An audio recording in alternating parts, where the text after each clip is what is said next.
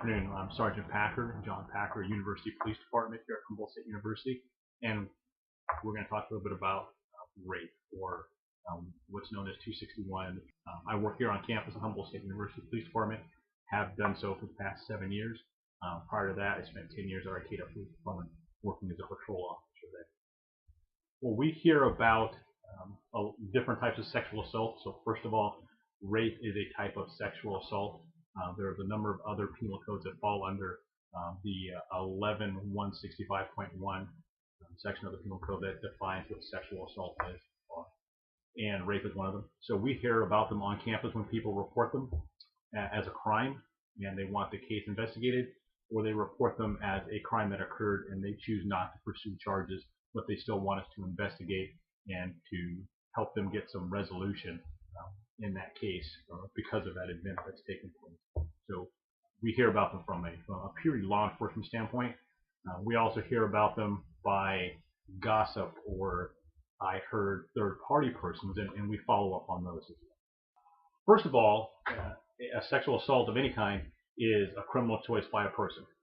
So the way to stop it is to work with individuals who would have a propensity for that or believe that they can get away with that, whether they're on campus or off campus, and the vast majority are males, understand that they cannot deprive someone of their right to privacy and their right to their person through rape or any other type of sexual assault.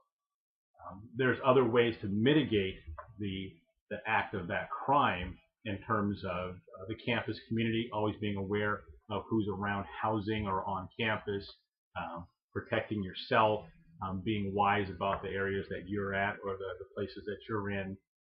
There's structural changes, for example, lighting and hardening the areas around campus. So there's lighting and phone services like our blue light services and things like that. But ultimately it comes down to individuals who are making the choice to commit a criminal act, understanding that we will pursue them through whatever means we legally have, as far as that victim or that survivor will allow us to pursue them and prosecute them and put them in jail or prison or whatever the outcome happens to be from that case. So, for example, around campus, because we don't want the campus to appear like an easy a target area for any type of crime, there are security phones and safety phones around campus that have blue lights on the top of them. And so you can walk out of a building and you'll see that blue light. So you'll know that if you have an emergency, and sexual assault would constitute an emergency, you can go to that phone and you can call University PD, push 911, call us, hit the red button, which is a panic button, and it automatically dials for you. Or you'll look around campus and you'll see a yellow phone on the front of a building, for example, in front of HGH with a blue light above it, or up in the residence areas at the entrances and some of the exits to the residence halls. There'll be a yellow box, which is a free phone for on-campus emergency users. Right. On campus, we're always going to refer them to the health center, to psychological counseling if they choose to go, and it's always an option for the person. If the survivor wants to avail themselves of the resources on campus, they can, and we will always make them available to them. There's the women's shelter. There are counseling services. Humboldt Rape Crisis will come out and actually interview and sit on an interview with us, and we work hand in hand with the crisis center, so that if someone is the victim of a rape and we're moving from that victim standpoint to a survivor standpoint, they can have a representative from Humboldt Rape Crisis with them during the interview process. Even if there's going to be a sexual assault exam, they can have the representative there with them as well. So there's a number of counseling services and services available to a person who's a victim of a sexual assault. It's two different places. So we have psychological counseling, and we also have the health center medical services. We don't use them initially. They may be the person who contacts us and lets us know of the sexual assault, but they don't do the investigation, the medical investigation for us. That'll happen in Eureka.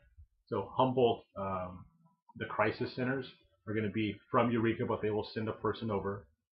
But obviously the psychological counseling center is here on campus for follow-up and for assistance. The survivor tells us they want to remain confidential. So even in the case, we don't put their name. They will be listed as Jane Doe. Now we have access to it because of the way we file that case.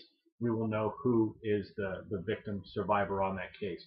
But as the case goes through the process of officers reading it or writing it or following up on it, unless they were the initial investigating officer, they won't see the name of the person that's there. It's not released to the media. Obviously, we don't do that. It's not released anywhere other than when it gets to court. The individual who is the suspect does have a right to confront the accuser in court. They don't get to talk with them, but they will know who that person is when they get to court. There have been investigations that I've been involved in that the suspect was intoxicated. Um, there have been others where they were not, where it was stranger, where it was acquaintance, where there was alcohol or other drugs involved, and when there's not. I wouldn't say that there's a propensity to have alcohol as a component, or alcoholism or being drunk as a component. It may have stemmed from an initial encounter at a party per se, but the fact that alcohol was served at the party doesn't necessarily mean that alcohol was a contributing factor. It was a person's choice to violate another person's rights.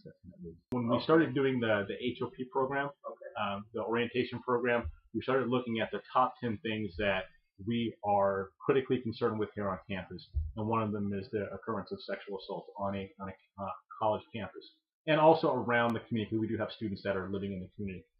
So what we did is we sat together and we decided, well, how are we going to get this across? Because it had to be something that students would hear and understand, and not be just a cop standing in front of students, freshmen and transfer students, and just being a talking head. So what we came up with was the saying that no means no, I don't know means no, intoxicated means no, nothing means no, only yes means yes. And so, in a nutshell, if you're at a party, if you've met that person, if you're not sure and you're starting to develop an intimate physical relationship with them and they're intoxicated, the answer is no, even though you may be willing and able. If you're intoxicated, it's no. If they say no, it's no. If they won't give you an answer, it's no. If they hem and haw and say, I don't know, that's no. The only thing that means yes is if they say yes to you and then participate. That's the only thing that means yes. Everything else will get you outside of the law and focus our attention on you.